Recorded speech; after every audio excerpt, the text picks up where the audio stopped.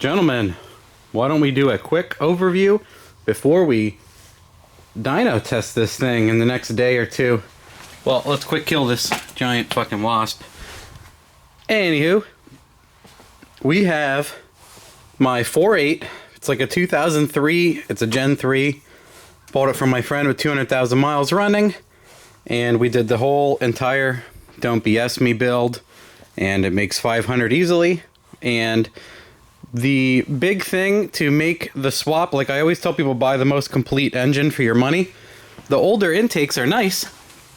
Support plenty of power. Obviously, I made over 1,000 horsepower. Plenty of people are making big power on these intakes. They're great. The big thing is a lot of them are return. So you hook up a fuel line and a return, and has a regulator built in. So it takes a lot of the work out of putting one of these together. People are obsessed with doing, billet fuel rails and buying all these fittings and a regulator and all sorts of crap, and you don't need it to make really good power. I mean, 800-900 horsepower, like, no problem. The interesting thing is I always see people do make more power with the NNBS or new body style or Trailblazer SS intake. This is a revision when they started to go towards the Gen 4 but still kept the cathedral port cylinder head. There is nothing you need to do to bolt this on. It literally bolts on. So the interesting thing though is I think all of them are returnless. It would be interesting. Every now and then also, the GTO I tuned the other day had a return LS1 intake. And the only other one, I didn't know they had that. The only other thing that I know of that's like that is a 97 Corvette. What's the 1-year Corvette that has the return? Yeah, it's a 97 or something like that. Anyway, what I did was I reran my whole fuel line. I had a problem. The 10 was a little big anyway. It was ridiculous. So I swapped it out and I put this 1/2-incher in there and I put twin pumps in the tank. And the issue with the two 450s pushing is the fuel pressure was like 80 or 90 pounds base. I showed that when I swapped the regulator on. And then the other reason why I did it in that steps is so when I put this intake on, I could just put it on because the regulator's already there. So then I just swapped my clip-on fitting and I was good to go. And this could get cleaned up, but I wanted to make sure there was excess. So the fuel, a lot of people had questions about how this regulator works. How do you do this, Matt? How do you do this? Quick overview is that's the feed, that's the return with the ethanol content sensor. So the feed comes in and goes into the regulator. It goes through the regulator. I call this pass-through. That's probably what it's called. I'm passing through the regulator and I'm going down into the rail. And then once everything fills up and pressurizes, it goes into the return and whoop, back out. So you can do that. And another neat thing is, I've done this, you can put the regulator at the back of the car. Say you have a fuel cell in a Fairmont and you don't want to run feed and return the whole length of the vehicle. You can put the regulator here. You can put the regulator right here. Like everyone's favorite piece of shit Corvette regulator. I hate those things. They always give us trouble on the dyno. I don't think they're reliable. It might just be because it's a lot of parts store cheap ass ones. Anyway, I hate those. The only thing you would need to do is you'd need to run, if you're running a lot of boost, you should have a boost reference regulator. And this is a $30 eBay regulator that came with fittings. Incredible. I keep buying cheaper ones because the $50 ones worked great. I have used them maybe 4 or 5 times. This is the first one I bought that was like $32 or $35. It works great. It works no problem at all. So I'm passing through and I have the 210s in there now. And we're going to see how much power this picks up on low and medium boost. And then, we'll post the results. I'm curious to see. I did make a little bit of power with the ported heads and the power started to go away, which we have to consider that could be just my converter. My converter struggles in that 600 horsepower range, so if we're making a good amount of torque while we're trying to get that power in there, the big issue there is the diminishing gain might be because the converter can't handle it. So the low boost numbers are what's most, that's what we're looking at. Because I had a lot of people comment, hey, if you don't have enough converter and everything, why are you even doing the intake? Well, that's not the purpose of this test, ladies and gentlemen.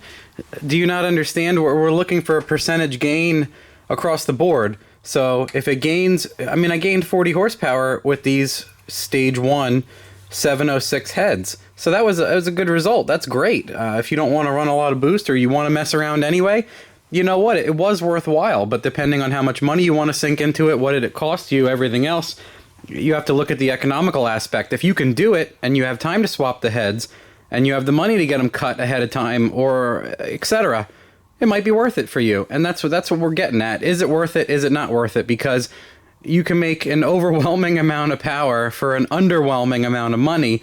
That's what we're going after. So we're working up in steps here and we're seeing what's worth it. So it'll be neat to see the gains on this. I call it the bread box intake. So that's what we're going to do. Toss her on the dyno, see what kind of power it makes down low. And I have pulls just the other day, like 4 or 5 pounds. I have to verify. With the wastegate only, it makes like 4 or 5 pounds. So I'll do pulls on wastegate only again. It made like 409, 420, like a little hair over 400, 4.25 max. So it'll be neat to see if we pick up 20, 30, 40, 60 rear wheel with just the damn intake. That's what I'm really interested in seeing. So if you're doing an all-out build and you have these parts laying around or they're easily accessible and you're good at doing that kind of thing, man, this might be really worth it. Otherwise, it's one of those things where people obsess over it and kill themselves hooking everything up, and it's hard to quantify if it was worth it or not. To some people, it's always worth it because they can brag about it and be like, "Oh man, I got the best shit. Look at me." Other people, you don't need this. You simply don't need this. So that's what we're after. There is a quick pre-dyno how did I do update. If you have any other questions about the build to this point, I would like to remind you there is a wiki page, and it shows the original Don't BS Me build. It shows the original 1,000 horsepower build of this truck. It lists all the parts. You can go to sloppymechanics.com and there's links, and one of them goes to the wiki page, or you can type in on Google Sloppy Mechanics Wiki. It'll take you right to it. And then under the builds tab, there's Colorado, and then there's Colorado Don't BS Me build. And, it's going to get updated after all of this is done. And I have injectors flowed from Eric on the way back. I want to make a separate video on that, and I want to install them. And I might even, depending on the results on this, I might even put the injectors back in the Gen 3 intake, put the Gen 3 intake right back on. But that's to be determined. And then, ultimately, let's get serious here. Let's get serious. What I would really like to see is this gets sold at that point. If someone is interested in it and would like to buy it, I would like to sell it as is with the 88-pound decaps because I want to keep these 210s for another project. And I am running out of room and I don't want to buy.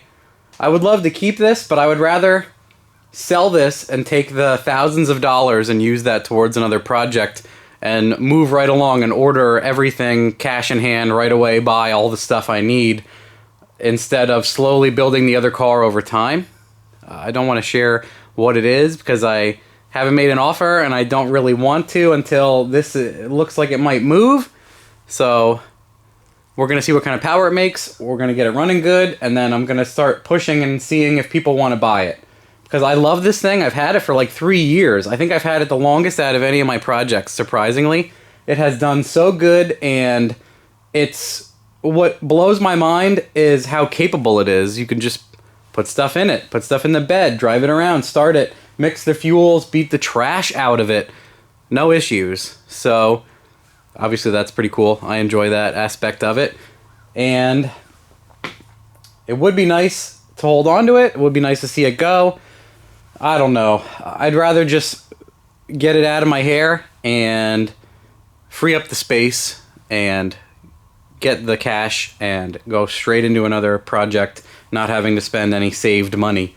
So if anybody has some interest in this thing, we'll see once I'm done, and I'll do like, maybe I'll do a for sale ad, and I'll just do burnouts and be like, if you want to do burnouts, buy this truck. So we'll see, because I can do, it gets complicated. If someone has all the money for all the good stuff, can have all the good stuff. If someone, if it seems like no one wants it at a certain price point, I'll pull a pump out of it and put the decaps in it and go from there, kind of thing. But if someone wants it as is, if you couldn't build this for the same price and you don't want to and you just want to spend the money on buying it, I would like to sell this soon-ish, in the next month or two. Might be starting to push it. I would like to get the other project rolling and have some more fun stuff to do with a new vehicle. But yeah, anyway, let me know what you guys think of all of that. Let me know what you think of everything thus far, and if you have any questions about the build to this point, we can go over them. But I wanted to do a quick before results dyno update on a few persistent questions.